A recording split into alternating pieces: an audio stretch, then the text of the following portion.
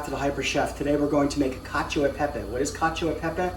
It is one of these sauces that you find when you go to Rome. They're very provincial over in Italy. When you go to Rome, you'll find amatriciana, you'll find carbonara, you'll find Alfredo, rarely, you'll find Cacio e Pepe.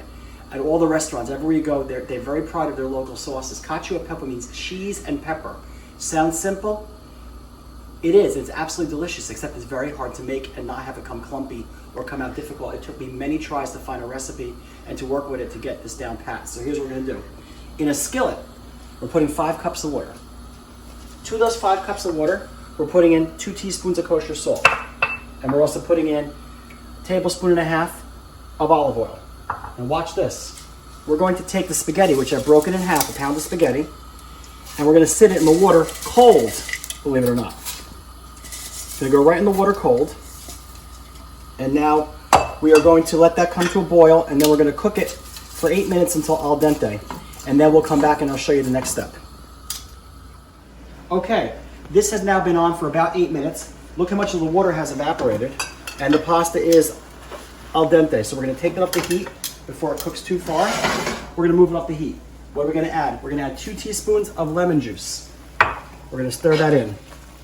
Then we are going to add, it's 1 cup of grated cheese. We're going to gradually add in a half a cup up front. And now I'm just gonna start to incorporate that. I like using the tongs for this to incorporate it.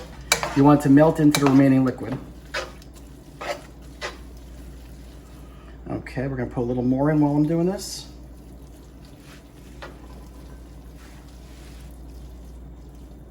And this will start to melt.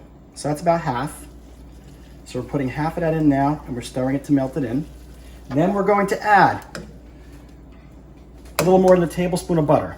So we're gonna put the tablespoon of butter in, and we're going to stir that in and incorporate that. That's what's gonna make this nice and silky. See? Most of the liquid is already evaporated into it. It's thickening already. So we're gonna melt that butter in. You see how it runs right off? The liquid runs right off it. That's what you want. You want that silky texture. Then after we put that in, we're going to now add in the remaining of the grated cheese. So we're gonna go like this. The remaining amount of grated cheese that we have. See, as you see, I sprinkle it all around and just keep adding it in slowly. I incorporate it slowly.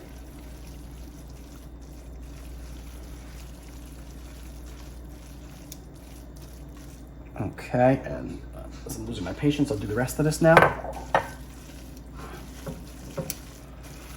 You see it's starting to make a very cheesy, silky sauce.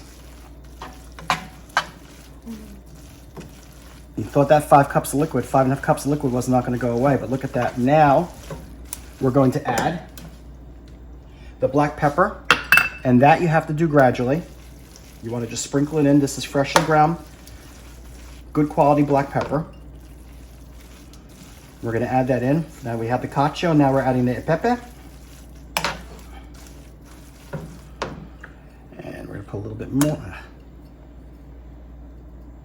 Easier to work that way. All right, so we're going to slowly add a little bit more in. You don't want to put too much. So this is about 2 teaspoons of black pepper, which is more than enough. All right, we incorporate that in. And then we're just going to put in a little bit of salt. Just a little bit. It's like a teaspoon of salt, or maybe a half a teaspoon of salt. And this is already thickened. I probably could have left a little more liquid in the pot when I took it off, but see how it runs right off it? See?